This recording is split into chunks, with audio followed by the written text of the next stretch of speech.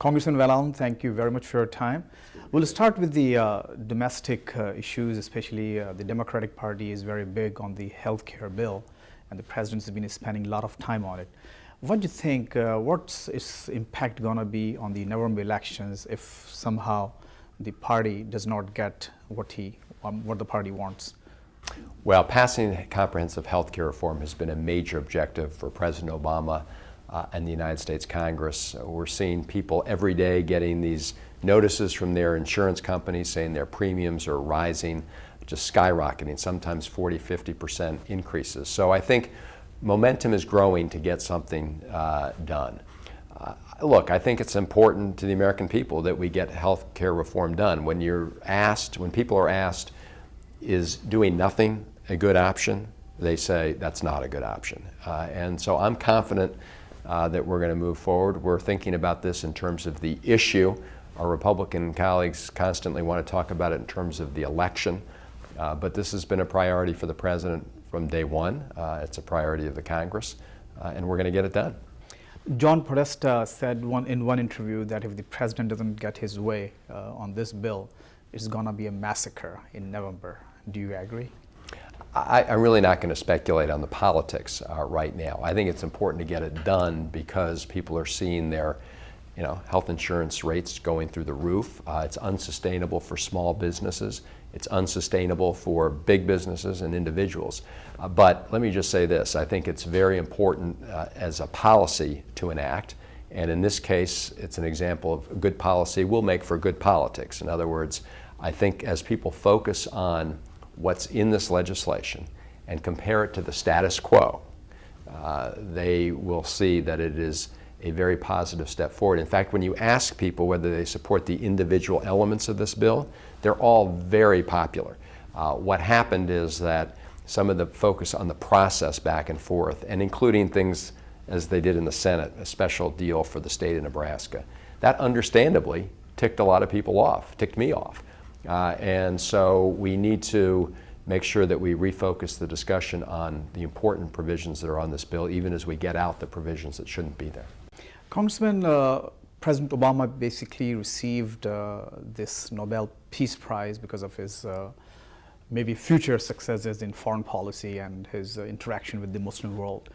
What do you think is the biggest challenge right now for the current administration in the Muslim world especially?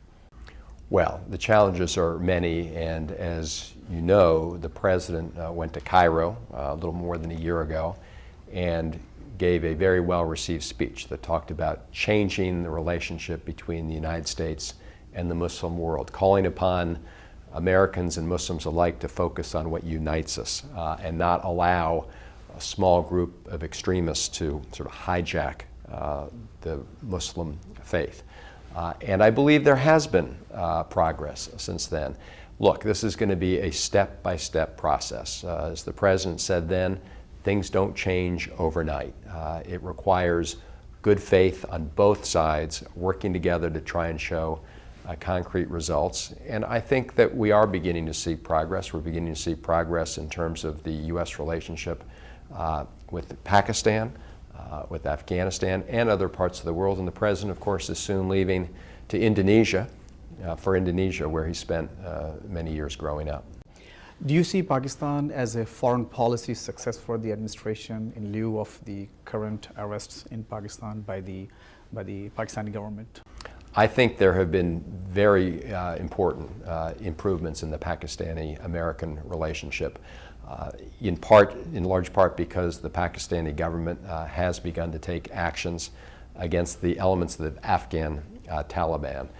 Partly, I think, as a result of the fact that the government of Pakistan and the people of Pakistan have seen that the Pakistan Taliban posed a real domestic threat and recognized the very close relationships between the Pakistan Taliban and the Afghan Taliban and have taken action. And at the same time, the United States is working very hard to send a signal to the people of Pakistan that we want a long-term, steady relationship with the people of Pakistan.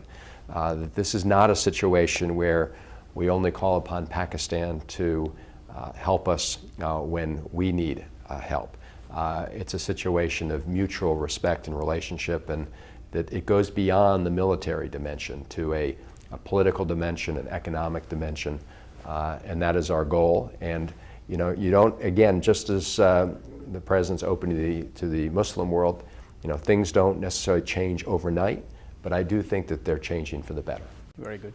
Congressman, a very powerful delegation from Pakistan is going to descend in Washington in a week or so. Through your interaction with the State Department, what do you think is going to be the goal, the main goal of this strategic dialogue between the United States and Pakistan? I think the goal is to build on the progress that we have made. I met with Ambassador Holbrooke today, and we discussed these different issues.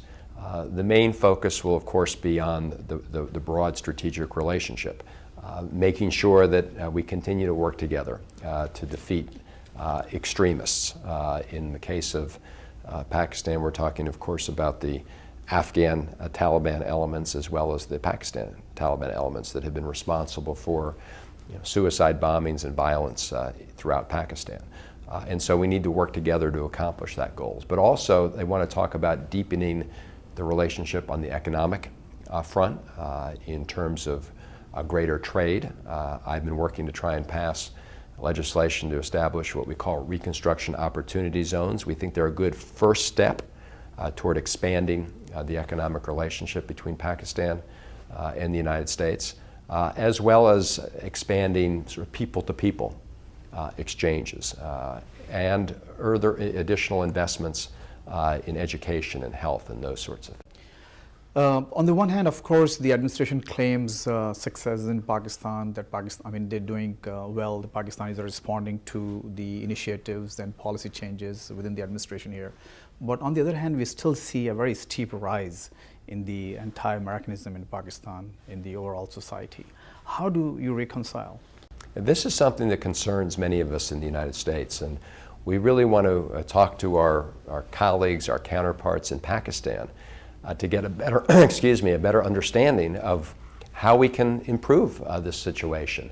You know, the United States adopted legislation to provide a greater economic investment in Pakistan not that long ago. It was the Kerry-Lugar-Berman legislation, and many of us were quite taken aback by the negative response it received in Pakistan. So we need to, I think, learn from each other. I think the more dialogue we have, the better, because I can say that, you know, our colleagues in Congress, my colleagues in Congress, are frustrated by the fact that despite what we think are genuine good faith efforts to reach out to the people of Pakistan, the polls, the surveys continue to show that the United States is not at all popular. And you know, I guess I would ask my my counterparts in Pakistan, you know, what is it that you want the United States to be doing to help us change this perception?